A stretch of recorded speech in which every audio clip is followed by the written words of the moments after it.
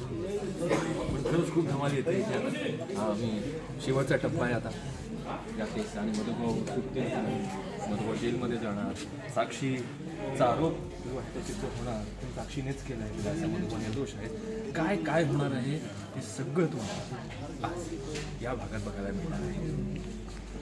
मला खूप बोलायचं आहे पण 50 पानं बोललो मी एका दिवसात. माहिती पैसे हवे होते आणि म्हणून तू जास्त खून केलास. 2.5 वर्ष लपून ठेवले तू. खुनी तू आहे प्रिया. दिलास गोळी तू जाळलीये. खुनी तू आहे. कबूल कर. नाही मी खून केला नाहीये.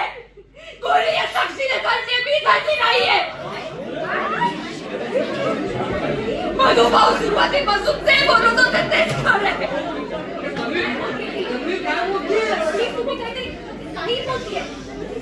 मी विनाकारण कुठलेही आरोप सहन करणार नाही आता. गेली 2.5 वर्ष मी या साक्षीला खूप पाठीशी घातलं, खूप मदत केली, पण आता नाही. हिने केलेल्या खुनाची शिक्षा मी भोगणार नाहीये. ए पोरी खोबा बंद कर, नाही तर कायमचं बंद करायला मला टाइम लागणार नाही. तुम्ही काहीतरी बसा. Order please. खाली बसा.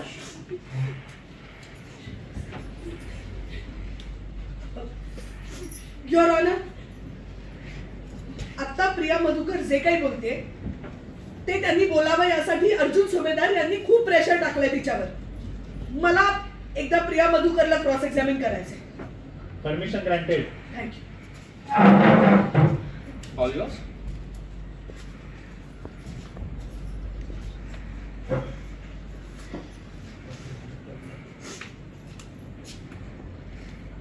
प्रिया मधुकर, गेले 2-2.5 वर्ष तुम्ही ही साक्ष देताय की मधुकर पाटील यांना खून करताना तुम्ही स्वतः पाहिलंय. मग आता 2.5 वर्षांनी साक्ष तुम्ही तुमची का बदलताय? ऑब्जेक्शन मिला. साक्ष बदलली जाऊ शकते, राईट? असा कोणताही नियम किंवा कायदा नाहीये की साक्ष बदलू शकत नाही. तर तो सांगू शकतो, त्यात काही हरकत नाही. Objection sustain. But your honour, खरी साक्ष कुठली, खोटी साक्ष कुठली हे कसं कळणार? मी आत्ताची साक्ष देते तीच खरी आहे. मी मूर्ख होते जे साक्षीला पाठीशी घालत होते. त्या बदल्यात बक्षीस मिळलं तर लाभ राहिलं, पण मला आता शिक्षा मिळणार आहे ही मी खपून घेणार नाही. मी आता गप्पा बसणार नाही.